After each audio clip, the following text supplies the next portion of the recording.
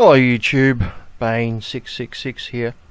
So anyway, last week I got a reply video from Angry Bastards replying to a wage gap video which appeared earlier in this series. His video reply is called Bane 666 AU's Own Bias Debunked. It seems there's a lot of people who don't really know what the word debunked means. But anyway, let's go through his video and see how he debunks me. Oh, and just a side note, as he uses footage of me from my previous video, so as not to confuse the former footage with the new footage, I'll put those clips over the top of my Bane background. You'll see what I mean. Okay, so let's cut to the chase. There is no such thing as the wage gap, particularly the way many feminists report there being a wage gap. There is, however, such a thing as an earnings gap. Now, some people might not know the difference between the two, but there is a world of difference. The way the wage gap is calculated is it takes all the average earnings of men and compares them to the average earnings of women. So it doesn't take into account such things as differently paid careers.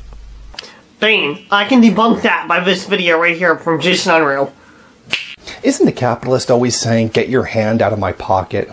That being the money that he legally owes you for having been employed? Well, new data compiled by the Economic Policy Institute shows that 2/3 of all low-wage earning workers have been ripped off in the billions. That's right, employers have stolen billions of dollars by not being paid overtime, by being paid less than the minimum wage, or being forced to work off the clock. Now, compare that to theft in society. In 2012, there were 292,074 robberies of all kinds, including bank robberies, residential robberies, convenience store and gas station robberies, and street robberies. The total value of property taken in those crimes was $340,850,353. By contrast, the total amount recovered for victims of wage theft who retained private lawyers or complained to the federal or state agencies was at least $933 million in 2012. This is almost 3 times greater than all money stolen in robberies that year. Furthermore, nearly 1 billion successfully recovered claims by workers is only the tip of the wage theft iceberg, since most victims never sue and never complain to the government. Now, why is this so hard to deal with? Well, mainly one thing. When you steal from your employer, that's a criminal offense. The police are going to come in with guns, arrest you, and throw you in jail. If your employer steals from you, it's a civil offense, meaning you have to go retain a lawyer and then go to court, which will cost you more than what your employer stole from you to begin with. You're starting to get a better sense of how the system is set up. The capitalists can rob from you, and there's almost nothing that you can do about it. I mean, technically you can do something, but it's such a long out, drawn out process that it's not worth doing. It ends up costing you more than what you were ripped off for. However, the capitalists can just turn around and have you thrown in jail. That seems like a bit of a one-sided system to me, don't you think? So I think we should probably keep this in mind when people start asking who the real criminals are in this country. So that when somebody goes out robbing and stealing, that's only 1/3 of what the employers, the capitalists, steal from the very people that they need to generate the value, which brings them their wealth. Now, I'm a little bit confused here. I'm not exactly sure how that is meant to debunk my point. I actually went through this briefly last episode when I was replying to Norkel Corner. But let me go through it again, and this time in more detail. Yes, I accept the fact that there are employers out there who rip off employees. It's illegal to do so, but they do it anyway. Now, this is very, very different from the wage gap claim, which is that women are paid less and it's legal to do so. As Jason Unruh uses robbery as an example, let me use that as a metaphor. So just as some dishonest employers rip off their employees illegally, there are also thieves who break into people's homes and steal their big screen TVs illegally. Some of the employers get caught, some go to jail, some get away with it, some don't get caught at all. This is the same exact thing with those who break into your home and steal your big screen TV. Some get away with it, some get caught, some go to jail, some get a slap on the wrist. The point is that it's illegal to do so, and there are still some people who do it anyway. This is the same with anything which is illegal. It's really no different. There are always going to be dishonest assholes out there, and the legal system is set up to deal with them. Unfortunately, it's not perfect though. But using the same metaphor as of someone breaking into your home and stealing the TV, let's have a look at the wage gap claim. So looking at that claim through the metaphor, that would mean that it is perfectly legal for people to break into the houses of women and steal their big screen TVs. Not only would it be legal to do so, it would be happening to all women everywhere on a daily basis. Now, can you see how these two claims are not the same? Yes, it is true that they both involve theft. They both involve dishonest assholes stealing from someone else. Although in the first scenario it is illegal to do so, and it happens across the board to all types of people, and not everyone is doing it, and not everyone is a victim of it. In the second scenario though, it is legal to do so, so I guess technically it isn't even theft, is it? And it only happens to women, and it systematically happens to all women because they're women? This is not the same fucking thing. These are two different arguments. They're two different things altogether. If you want to bring up dishonest employers who rip off employees, I've got no problem with that. That's fine. I even gave an example earlier in this video where some Indian students who were studying in Melbourne were being ripped off by their employer, and they sought legal action and won. Now, if you want to talk about a group of people who get ripped off by dishonest asshole employers, then Indian students travelling to Australia to study would be a perfect example. The reason why is a lot of them don't know their rights as workers here, and therefore they're taken advantage of.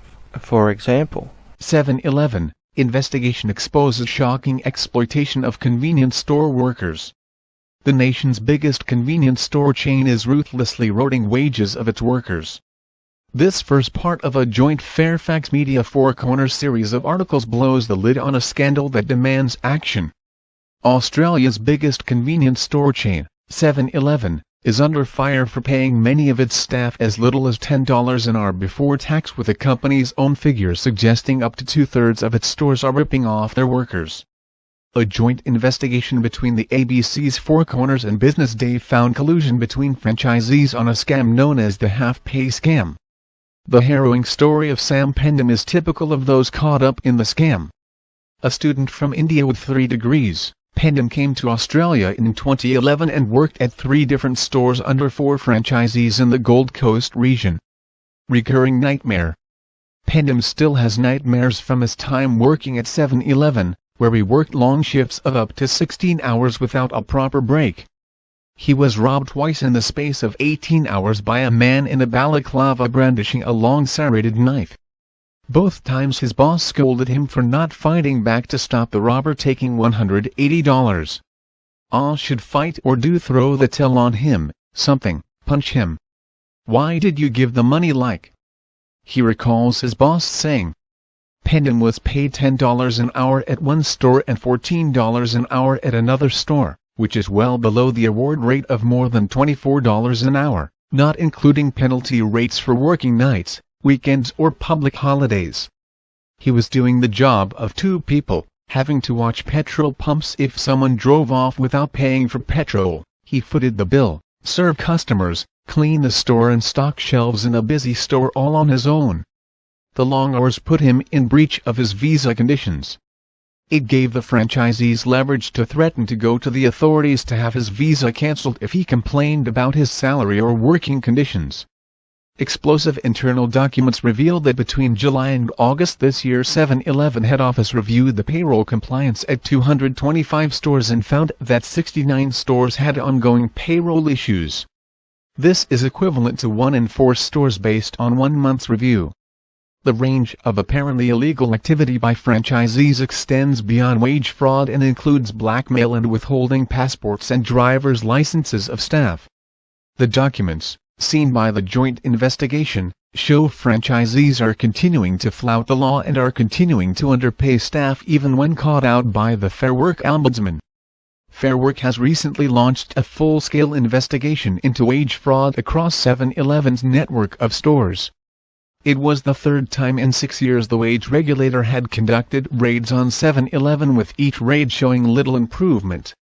Stores raided. In September last year, the wage regulator raided 20 stores in Melbourne, Sydney and Brisbane, seizing rosters, timesheets and CCTV footage from franchisees it suspected of committing wage fraud. The regulator found that 60% of stores raided were underpaying staff. Fair Work's raids have already produced findings of underpayment of staff and led to an enforceable undertaking with a franchisee in the Melbourne CBD.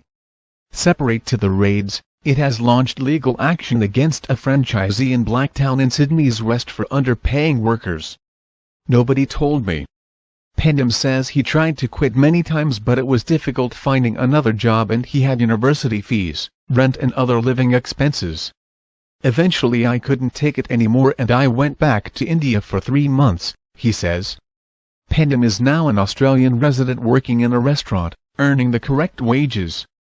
He said when he came to Australia he had no knowledge of what the rate of pay was for a till operator in a convenience store. Affable and intellectual, he is embarrassed he didn't know. But nobody told me. Look, if you're going to make the argument that there are some asshole employers out there who rip off their employees, I would agree with you 100%. If you were to argue that we should be more protective of workers' rights, I would agree with you 100%. If you were to make the argument that the authorities need to do more to crack down on these employers that rip off their employees, once again, I would agree with you 100%. But if you're actually going to sit there and make the argument that only women are ripped off and discriminated against, and it's systematic across the board, across the Western world, happening to all women everywhere because they're women, that's what I'm going to call bullshit.